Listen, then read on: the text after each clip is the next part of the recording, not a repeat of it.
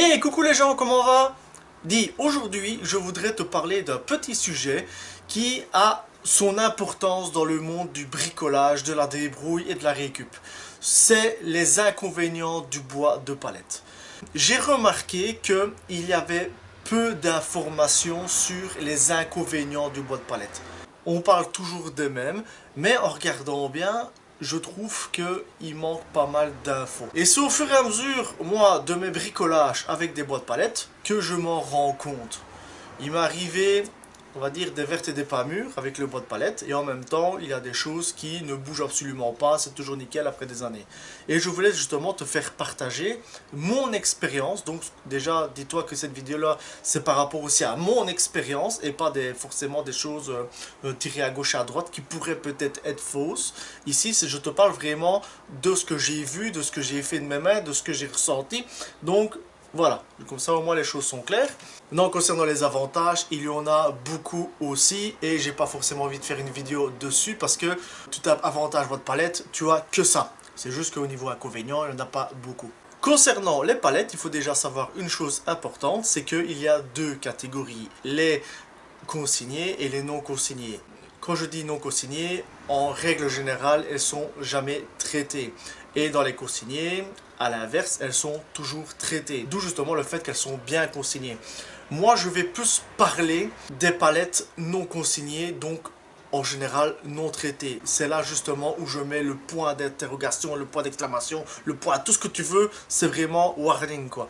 On va en venir justement au premier point, concernant justement les bois de palette non traités. Ce sont des vrais nids à bactéries, principalement deux, la salmonelle et le E. coli. Je ne sais pas vraiment comment on dit, E. coli. J'ai été voir sur Wikipédia, ce sont des vraies saloperies. Je te mettrai même un lien dans la description, vraiment pour que tu te rendes compte que c'est une vraie merde, ces deux bactéries. On peut aussi dire que des palettes non traitées peuvent engendrer de la moisissure, des champignons. Et quand on dit justement champignons, on peut aussi parler de la mérule. Alors là où justement je veux en venir et je pointe vraiment du doigt, c'est que si tu es comme moi, tu as une maison normale, tu te démerdes pour ranger du bois dans des vides ventilés, dans un petit coin, un petit garage et tout ça, où justement c'est pas forcément toujours bien ventilé, où il y a des risques d'humidité, dis-toi que s'il y a le moindre bois qui vient de dehors avec une petite pétale de mérule, tu peux être sûr qu'au fur et à mesure des mois, tu vas commencer à avoir une odeur et tous tes bois vont commencer à choper la mérule, un par un par un. La mérule, c'est pas aérien, c'est juste au contact. Hein. Donc comme j'ai dit, tu peux être sûr que quelques mois après, tu commences à avoir un développement de mérule. Tu peux même dégager tous tes bois, cramer tout ce que tu veux. La mérule aura imprégné une petite partie de ton béton, de ta tapisserie, tout ce que tu veux. Donc à certains moments, tu peux même vider tout ce que tu veux et remettre du bois après. Ce sera continuel, tout le temps, tout le temps, tout le temps, tout le temps. Donc pour moi, le premier point, le premier inconvénient, c'est les bactéries, les champignons, la moisissure, la mérule. C'est hyper, hyper important de faire attention au fait que quand on travaille avec des palettes non traitées, c'est un risque, mais de fou, de fou, de fou, de fou. Donc maintenant, voilà, tu sais déjà que je t'ai peut-être déjà cassé l'ambiance, mais c'est important. D'où justement aussi le fait que quand tu travailles avec des palettes non traitées, ne viens jamais commencer à faire du mobilier important. Quand je te parle important, c'est des planches à découper, des planches à tartiner, un lit. Imagine, tu fais ça, un lit en bois de palette non traité. En fait, tu fais prendre un risque à tout ton entourage. Mais vraiment, c'est gueudin, c'est fou, c'est inconscient. Donc, mais vraiment, warning, warning, warning, fais la totale, mais ne fais vraiment pas le con, quoi. Maintenant, j'ai un petit truc pour toi. Il n'y a pas si longtemps, j'ai consacré du temps à faire une vidéo concernant les palettes qu'on pourrait avoir dans notre entourage. Ça concerne les consignés, les non consignés, ça concerne les traités, les non traités, ça concerne EPAL, les euros, bref, je te mettrai un lien au-dessus de l'écran. N'hésite surtout pas à aller voir cette vidéo-là, ça va déjà t'apprendre énormément de choses sur les palettes en règle générale. Pour parler du deuxième point, on va déjà un peu descendre l'atmosphère. T'as bien vu que moi le premier point, ça m'a mis un peu olé olé parce que c'est quelque chose de très important. Ici, c'est un peu plus soft. Dans les bois de palette, si tu travailles avec le bois de palette brut, donc pas poncé, pas peint, pas verni, pas raboté, pas dégouchi, voilà, tu as, comment on appelle, des échartes. Tu fais un mobilier ainsi, ça peut avoir de la gueule. Franchement, ça peut être beau. Mais dis-toi que toi, ta compagne, ton compagnon, fait le ménage parce que tu as fait un meuble TV avec ça. L'état de la loque, c'est impossible à revoir, hein. Elle va être déchirée dans tous les sens. Tu fais une petite table de salon, tu poses ton café, pouf, il a une petite tache. Va revoir ça, c'est impossible, mais impossible, impossible. Donc, c'est aussi l'inconvénient de travailler avec du bois de palette brut. Ça peut donner de la gueule. Donc, pour finaliser le deuxième point, le bois brut, pour les nettoyages, c'est nénette. Le troisième point, ça, c'est, je parle purement, mais vraiment purement par expérience, par vécu. On a dit dans le premier point, c'était lié à bactéries, mais dans le troisième point, on va plutôt parler des acariens. Ah, les acariens, je pense que ça touche une majorité des gens.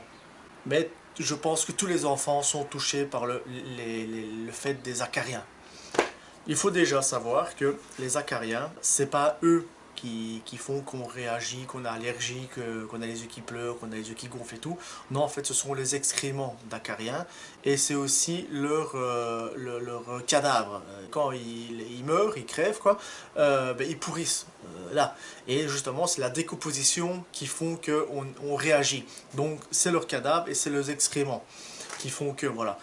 Mais maintenant, dis-toi que dans une chambre d'enfant, tu as du bois partout, tu as des lambris, tu as quelque chose même d'esthétique, tu sais, comme des belles poutres, comme du parquet. Tout ce qui a un rapport avec le bois, dans une chambre d'enfant, c'est à déconseiller. Maintenant, j'ai un truc pour toi. Je ne fais absolument pas de la pub, mais moi, j'ai acheté ça. Je vais un peu m'expliquer. Il y a un appareil qui émet des ondes qui sont propres aux acariens. Donc ton chien de compagnie, ton chat, si tu as un cheval dans la maison, un cochon, tout ce que tu veux, ne sera jamais atteint par cette onde. Mais les acariens, oui, ça les empêche de se reproduire. Tu sais, quand tu es en train de faire tac tac tac tac, t'aimes pas être gêné. Mais eux, c'est pareil. Et cet petit appareil-là, il a un certain prix. Et je peux te garantir, je ne vais pas te le jurer parce que je n'aime pas jurer, mais je peux te garantir qu'il fonctionne. J'en ai mis 5 dans toute la maison. Après 3 mois, tu n'as plus aucune trace d'acarien. Ou très peu pour dire de nuire à la santé de tes enfants. Ou d'un adulte, ça dépend si allergique d'un acarien. Je te mettrai aussi le lien dans la description. Je ne fais absolument pas de la pub, je te garantis que je ne fais pas de la pub. J'ai pas de sponsor, j'ai pas de partenariat, nanana. C'est juste que je parle ici en tant que papa. C'est très important pour moi de parler en tant que papa quand il s'agit de la vie et la santé des enfants. L'appareil a un certain prix. Ça revient moins cher quand tu achètes par plusieurs. Donc, quitte à faire le quartier ou ta famille et tout, tu achètes pas mal. Donc, ce sera vraiment à moindre coût cet appareil-là. Donc, je peux déjà te garantir qu'après 3 mois, ton enfant va aller beaucoup mieux. Ou tes enfants vont aller beaucoup mieux. Le quatrième point, qui a malgré tout son importance aussi, c'est le temps. Le temps passé à faire le tour du quartier, des zones pour récolter les palettes. Le temps pour ramener tout, le temps pour désosser. Que ce soit avec un démon de palette ou que ce soit à la main avec marteau et burin. Le temps passé à déclouer tout, parce que ça prend son temps aussi. Le temps aussi à traiter le bois toi-même, tout ça avec de la lasure, de la peinture, avec du produit biocarbonyle, de l'essence, que ce soit une technique bonne ou pas bonne, tout le monde a la sienne, mais c'est du temps malgré tout passé à faire ça. Tu prends une palette qui est déjà traitée, premièrement, elle est déjà rabotée, pré-rabotée, elle est déjà traitée intérieure, donc si tu mets une couche de peinture, c'est justement esthétique et non pour protéger le bois, vu que le bois est déjà protégé. Donc en gros, le temps passé pour les bois de palette est phénoménal. Autre inconvénient, c'est l'espace. Ah ben oui. Quand tu vas chercher des palettes à gauche et à droite, tu les désosses pas sur place et tu les mets dans ta voiture. Non, tu prends dans ta voiture. Donc l'espace, tu ramènes tout chez toi. Il faut déjà stocker ça. Laisser dehors des boîtes palettes consignées, donc traitées, ça va. Il n'y a pas trop de risques. Mais des non consignés, s'il pleut plusieurs jours, il y a du soleil et tout, tu peux déjà être sûr qu'il va déjà quelque chose qui va se passer sur ton bois. En général, on stocke ça chez soi, à l'intérieur. Donc déjà, il faut déjà une belle zone de stockage. Je passe justement à un autre inconvénient qui revient justement au stockage. Quand tu vas chercher les palettes, si tu as une petite voiture, tu abaisses les sièges, tu arrives à en mettre une, deux, voilà, ça c'est les voitures petites. Les moyennes, tu arriveras peut-être 3. Maintenant, si tu as une voiture style familiale et tout, tu sais en mettre quelques-unes. Mais voilà, tout le monde n'a pas forcément le budget ou la possibilité d'avoir une bagnole d'une certaine ampleur. Ou soit tu rajoutes une remorque. Encore une fois, c'est pas donné à tout le monde. Encore un autre point, c'est le format. C'est toujours la même épaisseur, la même largeur, plus ou moins les mêmes longueurs. Donc finalement, t'es loin d'être limité dans tes projets, hein, mais ça tournera toujours sur les mêmes choses. Donc déjà ça, si je te parle de ça, c'est que je te vois mal faire avec que des boîtes de palettes, un hangar derrière chez toi. Si? J'ai pas dit que c'était pas possible. J'ai dit que ça va être beaucoup plus compliqué, donc beaucoup plus de temps. Si tu n'as pas le véhicule, beaucoup plus de problèmes au niveau aller chercher palette. Donc encore une fois, c'est un inconvénient qui rappelle un autre, qui rappelle un autre. Donc en fait, quand tu regardes, tous les inconvénients sont liés ensemble. Passons au point suivant, l'essence de bois qu'on utilise pour fabriquer des palettes. Donc les boîtes palettes. Il n'y a que deux essences. Il y a le pin, épicéa, ça c'est le côté résineux. Et côté feuillu, ce sera toujours la même chose, c'est le peuplier. Donc, encore une fois, si tu veux faire avec de la récupération, c'est hyper bien, mais tu es toujours limité à la même essence de bois, donc au même coloris, aux mêmes fibres, à la même texture. Les deux essences-là, ce sont des bois pas durs du tout. Donc, tu devras toujours faire en fonction de cette essence-là. Tu y arrives, c'est super génial. Donc, on dirait pas, mais c'est aussi son inconvénient de toujours travailler avec la même essence de bois. Avec ce sujet, je vais rebondir sur un autre inconvénient, voire par la suite d'autres. C'est que vu que tu travailles qu'avec ce style d'essence là, qui sont des bois tendres, et ben justement, vu qu'ils sont tendres, ils bougent tout le temps avec le temps. Ils rétrécissent, ils arquent, ils bombent, ils gonflent. Le soleil, la pluie, le gel, qui fait que ça bouge tout le temps, tout le temps, tout le temps. Et ça, je te parle vraiment par expérience. Tous mes projets extérieurs ont tous bougé. Il n'y a pas longtemps, j'ai fait une vidéo sur mon aire de jeu, comment elle a réagi après un an. Eh ben waouh, fouti, waouh, ça a bougé, mais un truc ainsi qui pèse des tonnes, ben il y a tout qui a bougé. Tout. J'ai fait, mais non, je regrette pas, hein, mais vraiment loin de là, je regrette. Mais tout a bougé, tout. Donc c'est aussi un inconvénient qui pourrait justement te dire, ouais, c'est ça qui va faire que les boîtes palettes, je vais utiliser ça pour l'intérieur. Mais si je fais ça à l'extérieur, il faut que je sois conscient que le bois travaille beaucoup. Je rebondis encore une fois sur un autre inconvénient par rapport justement au fait que ce sont toujours les mêmes essences de bois. Quand on prend un bois qui vient d'un arbre feuillu, tu as beaucoup moins de fibres. Quand tu prends un bois qui vient d'un arbre résineux, tu as beaucoup plus de fibres. Donc beaucoup plus de fibres veut dire beaucoup plus d'échartes. Alors quand tu travailles avec des bois qui a beaucoup d'écharpes et que tu en oublies de temps en temps une, que c'est un projet qui va dehors, ben imagine, à chaque fois que tu vas dehors, tu veux faire ça, pouf, parce que tu as fait une rampe, on va dire, d'escalier, hop, une écharpe. Tu fais une aire de jeu comme moi, j'ai fait, les enfants, ils se ramènent avec 10 écharpes par semaine, dans les doigts, les pieds, les jambes et tout. Tu veux faire un piquet de fil à linge, ta femme, elle accroche ces linges-là, pouf, une écharpe. Encore une fois, où je voulais en venir, je rebondis encore une fois sur un autre point, c'est au niveau du temps. Prendre le temps de poncer tout, raboter tout. On va passer ici à un inconvénient suivant. Mais cet inconvénient-là va rassembler d'autres inconvénients. Donc on va dire que je vais faire un pack. La résine. Les palettes, je viens de te le dire, c'est fait avec du résineux. Et résineux, résineux. Voilà. Il y a plusieurs inconvénients à ça, de la résine. Quand tu veux travailler avec la résine, ça encrasse plus facilement, plus vite. Quand je dis lame, c'est que ce soit scie à sabre, que ce soit scie circulaire, scie sauteuse, tout ce qui a rapport avec la découpe. Maintenant au niveau du ponçage, c'est pareil, tout ce qui est abrasif, ça se remplit beaucoup plus facilement et beaucoup plus vite. La rabot d'égo, les lames aussi, elles vont déjà s'encrasser beaucoup plus facilement et beaucoup plus vite que si tu fais du hêtre ou du charme. Travailler avec des planches avec de la résine, ça encrasse énormément ton matos. De plus, la résine, elle voudra sans cesse sortir, s'évacuer. Donc si tu fais un projet, on va dire une table de jardin, donc qui va aller dehors, t'as beau la peindre, la traiter, la vernir, tout ce que tu veux, avec l'effet de la chaleur, le soleil, tout ça, la résine va transpercer tout et va quand même dégouliner. Donc soit tu vas avoir des cloques, des écailles, tout ce que tu veux, mais la résine va sortir. Et à l'inverse, si tu décides de faire une table de salon donc à l'intérieur ou un meuble TV, t'es pas loin du radiateur, ou même si t'es pas à côté du radiateur, en hiver ta maison est chauffée, dans n'importe quel cas, la résine aussi voudra sortir. Donc tu fasses n'importe quel projet extérieur ou intérieur, la résine voudra sortir. Donc tu peux faire ce que tu veux, ça va faire dégueulasse.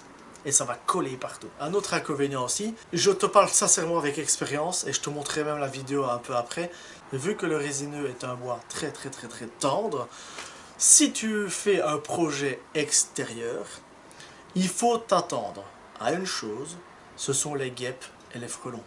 Tu peux traiter, vernir, peindre, ce que tu veux, ça n'empêchera pas que le bois restera tendre. Avec toutes les couches que tu vas mettre de peinture, le bois sera toujours tendre.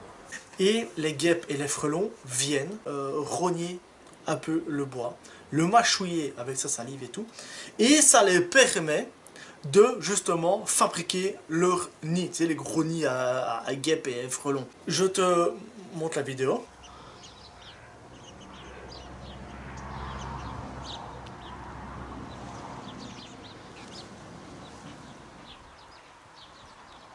Regarde bien ce que la guêpe fait. Elle rogne, elle rogne, elle rogne, elle rogne. Et après elle se casse pour faire son nid. Mais j'en ai eu des centaines. J'en ai eu des centaines, des centaines, des centaines. J'ai mis pendant le très tôt au matin des pièges. Tu sais, elles rentrent chez elles, elles vont faire dodo. Et pendant ce temps-là, j'ai mis des pièges. Tu sais, des pièges, tu sais, avec de la grenadine que tu renverses la bouteille, enfin soit. Rempli. Et même moi, je n'ai jamais vu ça de ma vie. Alors quand ça t'arrive sur une aire de jeu que tes enfants jouent souvent avec, tu te dis, waouh, il a la danger, il a franchement la danger. Et j'ai regardé sur internet, s'il y a ça, c'est qu'il y a un nid pas loin.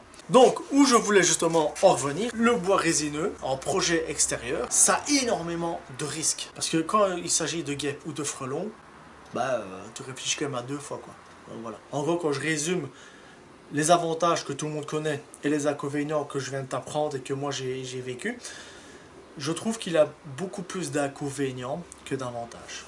Il ne faut pas se voiler la face. Si je ne travaillais pas avec des boîtes palettes, si à chaque fois je devais investir dans ce qu'on vend au magasin, des prix de fou, ça me ferait vraiment chier de faire une erreur. Hein. Tu vois un peu comment je suis autour de moi, c'est souvent fait à l'arrache. Des erreurs, hors caméra j'en fais, et quand tu vois les films que je fais, tu dis ah oui, il arrive du premier coup, mais en fait non, il faut savoir qu'on fait beaucoup d'erreurs quand on travaille, et en fait on réessaye une autre fois, et hop on y arrive. Mais voilà, il faut être prêt pour être appris, mais on sait rarement du premier coup réussir, ça il faut le savoir. Donc si je commence à investir, on va dire dans du chêne, dans du hêtre, dans du charme, et que je rate, et je dis désolé, mais c'est un peu comme quand tu vas à la boucherie, hein, t'achètes une saucisse, tu fais un barbecue, tu crames ta saucisse, ça te fait quoi. Donc voilà. La palette a plein d'inconvénients. Il faut simplement réfléchir à ce que tu vas faire avec. Tout simplement. Les inconvénients que je t'ai cités, c'est pas forcément très grave si on réfléchit bien. Tout simplement. Donc sur ce, j'espère franchement et sincèrement que cette vidéo t'aura appris quand même pas mal de choses. T'as ouvert surtout les yeux sur certains inconvénients qui pourraient être graves, comme les acariens, qui est allergie, la mérule qui pourrait pourrir ta maison si c'est une vieille maison en bois. Alors maintenant sur ce, je vais te laisser à ton activité favorite, qui est de faire tout ce qui est sur YouTube, et je te dis à la fois prochaine. Allez, ciao ciao!